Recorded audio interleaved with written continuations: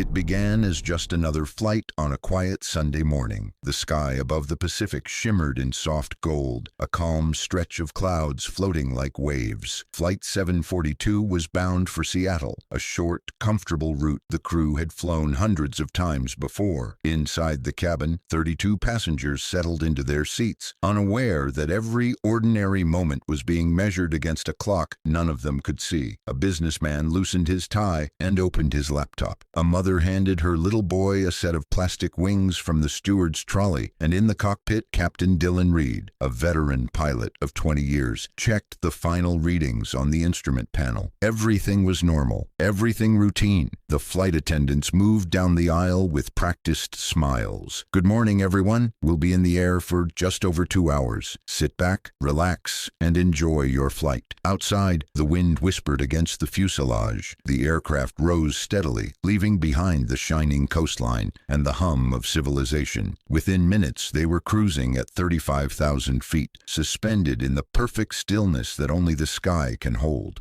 But calm skies often hide storms far beyond the radar's reach. At 10:43 a.m., the first warning blinked, just a faint amber light on the control board. Captain Reed frowned. It was an oil pressure alert on the left engine. He'd seen it before. Usually it was nothing more than a sensor fault. Still, he radioed maintenance. "Tower, this is Flight 742. We've got a low pressure indicator, likely a false reading." Continuing on course, the tower acknowledged. The captain exhaled slowly and returned to his coffee. Half an hour later, turbulence rolled in from nowhere. Passengers gripped their armrests as the cabin rattled. The captain's calm voice came over the intercom. "Ladies and gentlemen, just a bit of rough air ahead. Please keep your seatbelts fastened." But inside the cockpit, his co-pilot, Mara Hunt, was staring at a second light. This one read, "Fuel imbalance." "Dylan, look at this. Left tank's draining faster than the right." The captain tapped the gauge. Once, twice. The numbers kept falling. Something wasn't right. They requested a diversion toward Portland, the nearest major airport. The tower cleared it instantly. Passengers noticed the plane begin to bank slightly left, the clouds shifting in the windows. Then came the noise, deep, metallic, like the groan of something ancient waking beneath the floor. It lasted less than 10 seconds, followed by a sudden silence that was far worse. The left engine had failed. Cabin lights flickered. Overhead, bins trembled. One woman screamed. Another whispered a prayer. "Mayday, mayday." The captain's voice cracked through static. "Flight 742, engine failure, requesting immediate descent." Air traffic control tried to respond, but the signal was breaking. Fragments of voices swallowed by interference. At 11:12 a.m., lightning split the clouds ahead. It wasn't on radar. A freak storm had formed out of the coastal front, thick and electric. They were flying straight into it. The captain cut through the commotion, shouting to the crew to brace. The cabin shook violently. Oxygen masks dropped, dancing like ghosts in the flashing light. Then impact, a tearing scream of metal, a surge of fire, then weightlessness. The world turned white, then black. For nearly a full minute after the crash, there was only the sound of rain. Somewhere deep in the forest below, the wreckage of Flight 742 lay twisted between trees, its wings torn like paper. Steam rose from the broken engines, mingling with the mist. The forest was still dripping with rain when the first cry echoed through the wreckage. It was faint, half choked, half screamed, the kind of sound that comes from somewhere between pain and disbelief. Smoke coiled through the shattered fuselage. The metallic scent of fuel hung thick in the air, mixing with the dampness of soil and burnt wiring. Everything that had once been orderly, the rows of seats, the neat overhead compartments, the steady hum of engines, now lay in fragments scattered across the hillside. From a distance, the crash site looked like a scar carved into the earth, streaks of torn ground stretching for hundreds of meters. The tail section was missing. The nose had been crushed against a cluster of trees, metal twisted around bark like a clenched fist. Somewhere near what used to be the midsection, a man stirred beneath a piece of fuselage. His name was Mark Adams, a 36-year-old paramedic from Denver. His uniform shirt was torn, his hands bleeding. He blinked through the smoke, dazed as raindrops hissed on hot metal beside him. "Hello? Anyone alive?" His voice was hoarse, barely carried carrying through the wreckage. A faint groan answered from a few feet away, then another. Within minutes, 5 survivors crawled out from what was left of the main cabin. Mark, a young college student named Ava Ruiz, a retired teacher, Helen Moore, a software engineer, Caleb Harris, and one of the flight attendants, Naomi Clark. The pilot and co-pilot were nowhere to be seen. They huddled under a bent wing for shelter as the rain intensified. The forest around them was silent. No birds, no movement, just the constant drizzle and the low hiss of cooling metal. Naomi's hands shook as she tried to open the emergency kit. "The radio's gone," she said quietly. "It must have burned in the cockpit." Mark took a deep breath, trying to keep his training in focus. "We find the others. We keep warm. We wait for rescue." It sounded simple, logical, but even as he said it, a part of him knew something wasn't right. The air felt heavier than it should have been. The forest unnaturally quiet, like the trees themselves were holding their breath. Hours passed. By nightfall, the storm had faded, replaced by a deep, bluish fog that settled around the wreckage. The survivors built a small fire from torn seat fabric and broken tray tables. Its light barely reached the edge of the clearing. Ava sat close to the flames, hugging her knees. "They'll find us, right?" she whispered. Mark nodded slowly. "The beacon would have gone off the moment we hit. They'll send a search team. It's just a matter of time." But what none of them knew was that the emergency locator beacon, the tiny device meant to guide rescuers to their position, had been destroyed on impact. Miles away, air traffic control had already lost hope. Radar showed Flight 742 vanishing off the grid somewhere over the Pacific Northwest. The storm had erased all traces. Officially, the plane was missing.